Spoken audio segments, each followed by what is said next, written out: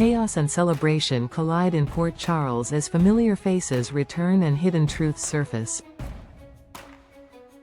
As the annual Nurses' Ball sweeps into Port Charles with glittering lights and red carpet glamour, the city finds itself balancing on a razor's edge between festive celebration and emotional upheaval.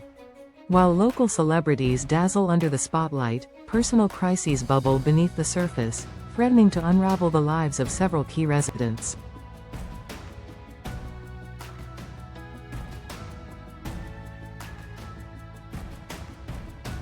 The red carpet this year becomes more than just a parade of designer gowns and striking tuxedos. It's a spectacle of whispered reunions, charged glances, and surprise appearances. Fans and press alike buzz with excitement as beloved Port Charles figures, some long absent, make their unexpected returns, drawing gasps and speculation. The glitz of the evening masks tension that runs deep, between rivalries rekindled and secrets just one misstep away from exploding into public scandal.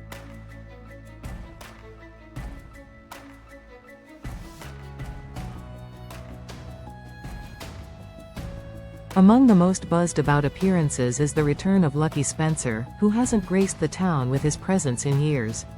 Though his return initially sparks joy, it soon becomes clear that Lucky's presence is not entirely rooted in nostalgia or sentiment.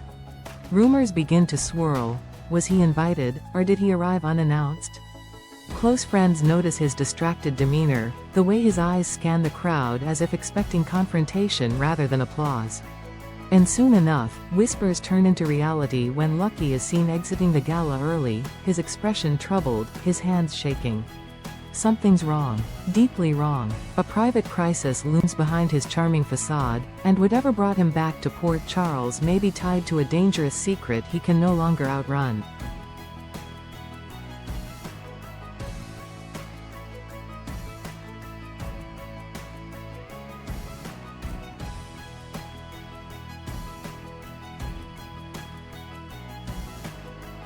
Meanwhile, across town, Anna Devane finds herself at a crossroads.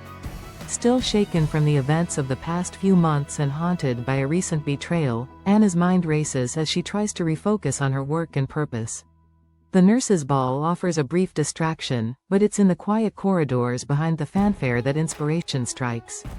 She begins to map out a plan, part redemption, part justice. Her instincts tell her that the threat she's been sensing isn't just paranoia.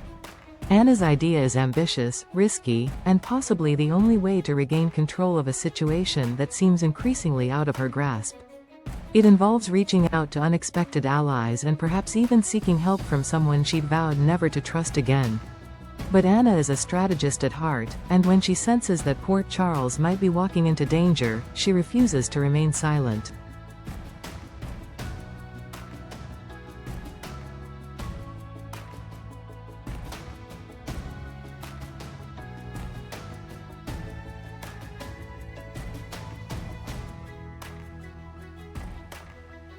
In the midst of the city's high society swirl, Portia Robinson finds herself caught off guard in the most unexpected of ways: a digital notification.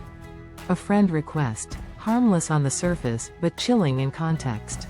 The sender is someone from her past, someone she thought she had left behind years ago.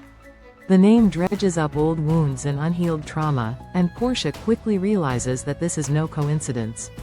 The message is clear: her past isn't finished with her yet. As she debates whether to ignore it, respond, or confront it head-on, Portia is pulled between her instincts as a mother and her role as a doctor.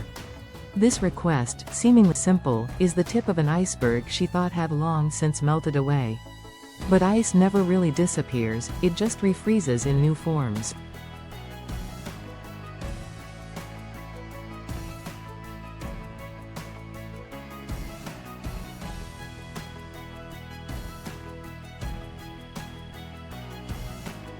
Elsewhere, Alexis Davis is facing her own emotional storm. The former attorney, now a media figure and respected voice in Port Charles, prepares for a long-anticipated meeting that she believed would offer closure. A surprise encounter had promised hope, perhaps even a reunion, or at least some much-needed peace. Instead, what she receives is a disappointing truth wrapped in a painful reminder: some bridges can't be rebuilt, no matter how much time has passed. The person she had expected to see sends a brief message instead, apologizing for not showing up and offering excuses that feel like carefully worded evasions. Alexis, ever composed in public, retreats inward, the sting of rejection sharpening her sense of vulnerability. And yet, even in her disappointment, she refuses to spiral. If anything, this moment becomes a turning point, forcing her to stop looking backward and finally begin the process of releasing the ghosts she's held onto for far too long.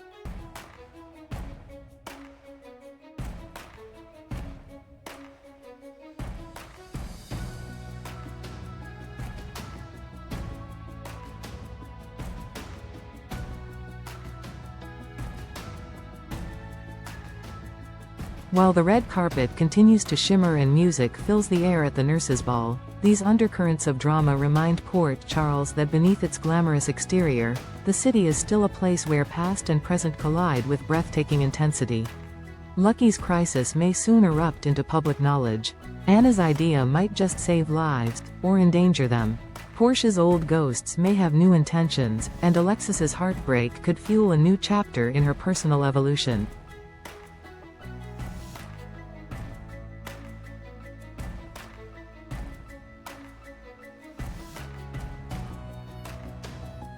Each of these threads is poised to shift the balance of power, emotion, and trust within the community.